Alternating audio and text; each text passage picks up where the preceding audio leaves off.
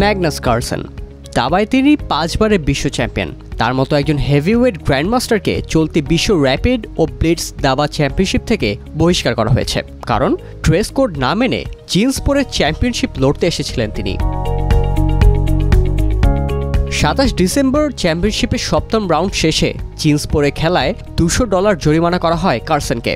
8ম রাউন্ডে আরিয়ান তারির বিপক্ষে জয়ের পর 9ম রাউন্ডে তাকে পোশাক পাল্টানোর জন্য বলা হলেও রাজি হননি তিনি। ফলে ওই রাউন্ডের খেলায় আর রাখা হয়নি তাকে। ক্ষুব্ধ হয়ে কার্লসেনও সরে দাঁড়ান। সেই সঙ্গে সোমবার থেকে শুরু হতে যাওয়া ওয়ার্ল্ড ব্লিটজ চ্যাম্পিয়নশিপ থেকেও নিজেকে প্রত্যাহার করে নেন তিনি।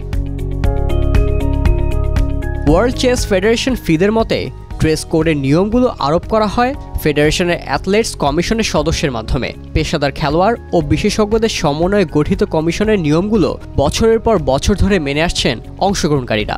প্রতি ইভেন্ট শুরুর আগেও তাদের জানানো হয় নিয়মগুলো। ফিদে এক বিবৃতিতে জানিয়েছে, খেলোয়াড়দের আবাসন ভেন্যু থেকে হাঁটা দূরত্বে রাখা হয়, যাতে নিয়ম মেনে চলা আরও সুবিধাজনক হয় তাদের জন্য। আজ জিন্স পরে ড্রেস কোড ভেঙেছেন ম্যাগনাস কার্লসেন।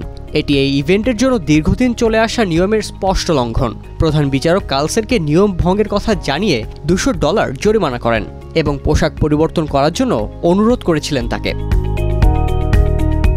বিবৃতিতে আরও বলা হয়, দুঃখজনকভাবে কার্লসেন তা প্রত্যাখ্যান করেন এবং এর ফলে তাকে রাউন্ড 9-এর জন্য নেওয়া হয়নি। এই সিদ্ধান্তটি নিরপেক্ষভাবে নেওয়া হয়েছে এবং সকল খেলোয়াড়ের জন্য সমানভাবে প্রযোজ্য।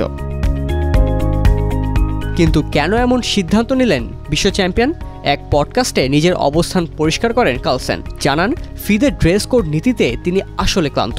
ব্লিটজের 7 বার চ্যাম্পিয়ন বলেন, খেলার দিন অর্থাৎ 27 ডিসেম্বর আমি বলেছিলাম পরের দিন আমি পোশাক পরিবর্তন করে আসব, কিন্তু তারা আমাকে তৎক্ষণাৎ পাল্টানোর কথা জানায়। পোশাক পরিবর্তন আমার জন্য নীতিগত ব্যাপার, তাই বিষয়টি এত দূর এসে দাঁড়িয়েছে।